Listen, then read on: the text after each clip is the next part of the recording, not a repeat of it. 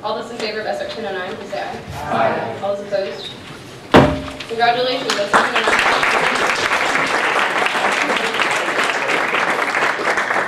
Okay, moving on to new business, SR 1010 in support of additional funding for the University of Texas at Austin. Pretty controversial stuff. So even though I wasn't an author on this resolution, I am up here. I am up here to explain why we're introducing it today. So Chelsea has talked before about how Senate is going to have a presence at the state legislature, which we're doing for the first time. This isn't something that we've done before, so this is kind of new territory here. What we'll be doing there is meeting with elected officials and communicating concerns that students have so that they can vote or testify accordingly at the Capitol. In order to be able to communicate those concerns, we need to be able to say officially that what we are saying, our student concerns, are actually things that students care about, and that the opinions that we are espousing are actually those shared by the majority of students on campus. So I think probably the most important issue that's going to be confronted in terms of higher education is funding for higher education. And the reason that we're introducing this resolution, which Josh actually authored, is so that we can take this and when we go to the state legislature, we can say, this is something that expresses students' concerns, and it basically legitimizes everything we're saying at the Capitol. So Josh, let me explain this. I'm just going to run through this really quickly. Again, basically the purpose is just to express student concern over budget cuts and to express to the state legislature that we'd like to see an increase in funding for UT.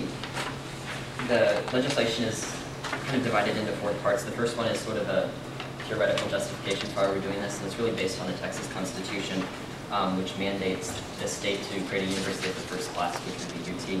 And it goes through some of what Rick Perry has said about public education and its importance, and it sort of details the history of the statemented budget cuts and how that's going out. If you look at the whereas statements from 31 to 36, it gives a brief list of some of the programs that have already been cut at UT. And following that, there are a series of whereas statements that explain that go over recommendations from the report of the task force on enrollment strategies, the Boyer report, and the Commission of 125, things they suggested to improve UT and how those things could be negatively impacted by budget cuts. Some things I'd like to point out were just the Commission of 125, infrastructure improvements, a decrease in the student-faculty ratio, things like that. If you look at lines 74 to 78, this is a big justification for asking for more funding, and it ties into the quotes I used from Rick Perry at the beginning. And it's basically saying that the grad programs at UT produce students who are key inputs to the Texas economy, and so investing in education at the University of Texas, that being the flagship public university of the state, really pays dividends down the line, and it's really investing in the future of the Texas economy, and that's really an underlying theme in this legislation. And then just looking at the resolve statements, the first one expresses the fact that Senate does understand there are legitimate limitations on state funding, but that given the appropriate resources, the legislature is committed to helping UT achieve the goal of becoming one of the best research institutions in the country, or keeping that recognition. The second, Resolve 99 to 104, asks the state legislature to discuss options to return funding for the university to the pre-recession levels of the 80th legislature at the convening of the 82nd, which is this spring.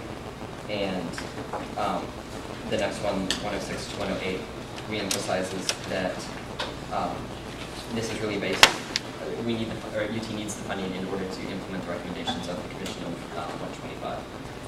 So, and it's going to be sent to the governor, lieutenant governor, board of regents, UT president, provost Leslie, and all the questions.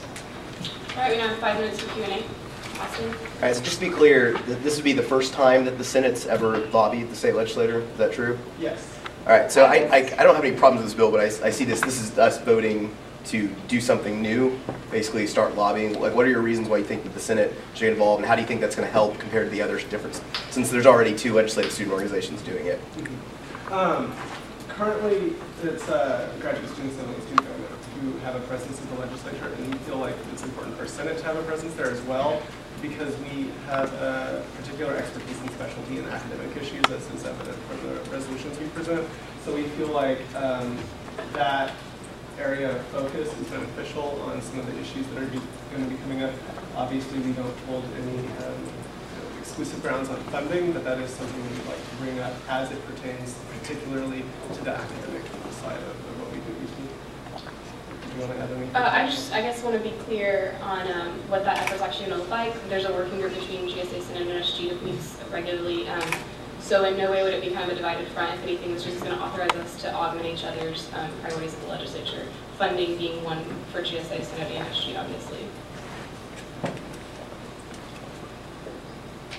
Oh, sorry.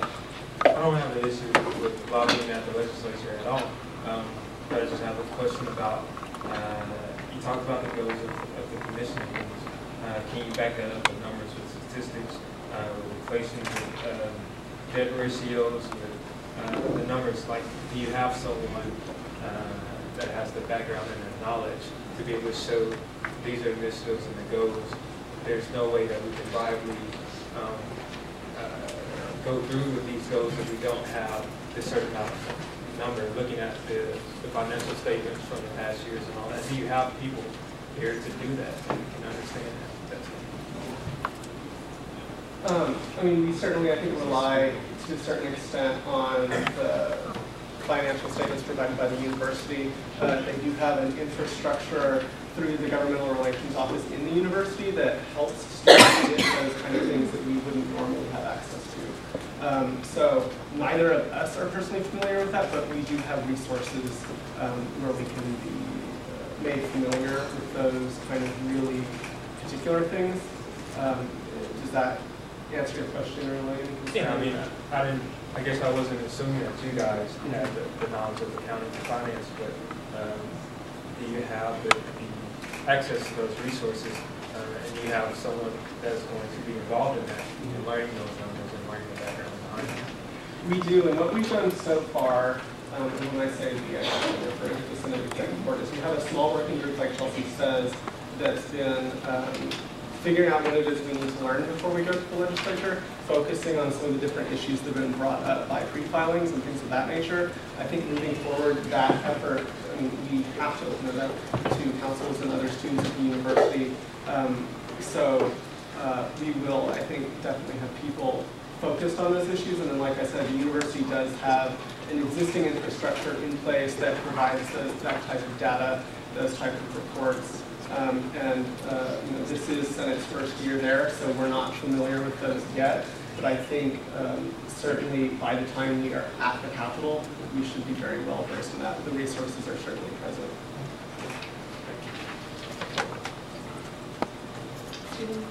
Has GSA and SG already passed resolutions encouraging additional funding from the legislature, or at least additional consideration? I'm not familiar. SG has. Yeah. GSA has it. Carl? I move to fast track SR 1010. Okay, there's been a motion to fast track SR 1010. Is there a second? Second. All those in favor of fast tracking SR 1010, please say aye. Aye. All those opposed? Name. Okay, so we'll now move to discussion and debate of SR 1010. Adam? I'd like to ask why the first resolve statement in lines 92 through 97 is a resolve statement and not a whereas statement. Because you're not really suggesting something, you're providing more evidence for what you suggest in the next resolve statement. Yeah, the reason for that to be resolved is really just affirming, the Senate's understanding that there are, restrictions on what we're asking for, and there are, it's not really up to us. It depends on the state of the economy and a lot of other things that we really don't have control over. So, it's just basically to make that very clear. I just think that rhetorically it would be stronger to say that we want an open discussion of the funding situation, not that the Senate recognizes this, because that's evidence for our argument itself. Well, yeah, I guess the open discussion is really like the 99.104. The reason for the first resolve statement is just to seem more in tune with what the state legislature has done so far and why they're doing what they're doing, and just to not, basically not seem combative, to seem like we really do want to work with them, and we recognize that there are hurdles that we have to overcome, and that we're not just, asking them to increase funding without any deeper understanding of why the current status quo is the way it does.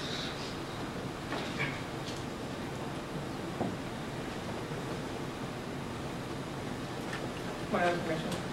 I don't know what the procedure is for answering questions. But in the whereas that begins on line 31, I'm wondering how y'all came to the decision to include those specific issues, as opposed to referencing some of the broader issues like the 20+ million in soft money cuts that we saw in the spring, or some of the more things that involve numbers that may be more tangible. Like why were these the things that you specifically called out, and referencing the cuts that we've already faced? Right. I wanted to focus on these things specifically because it shows not just the financial implications of budget cuts, but it shows how they really impact course offerings, how they impact students directly. So it's not just showing the administrative side of this, which I think really gets most of the attention. But we really wanted to, I wanted to highlight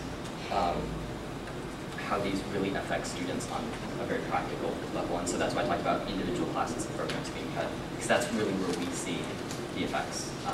And since we're the ones, who are taking this initiative, we wanted to reflect not just like the macro aspect of this, but the day-to-day life of students.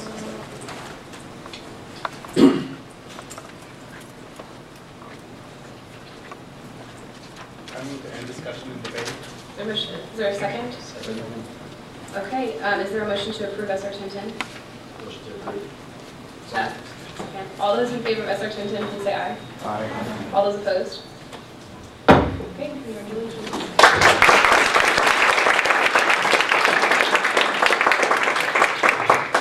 Okay, moving on to agency reports. I don't think we have any tonight. We have no committee reports as well as ad hoc updates. So do we have any open mic announcements? Yeah. Hi, the Nursing Students Association is having a Puffers fundraiser tomorrow from 5 to 10. So please come out and support us in our goal to go to our state and national nursing convention. So if you just mention the UT Nursing Students Association, we would greatly appreciate it. So thanks. What day is that again? Tomorrow, 5 to 10 at Puffers. Any other announcements? Jeremy? Oh, yes, Liberal Arts Council during Dead Day 6th and 7th, which is next Monday and Tuesday over at the FAC from 8 to 10, we'll be having a coffee break during study time, so see you there. Anything else? Okay, well this is pretty unusual, but we're going to have after meeting eating at Santa Rita, and is there a motion to adjourn the last Senate Assembly meeting of 2010? Motion to adjourn. Okay.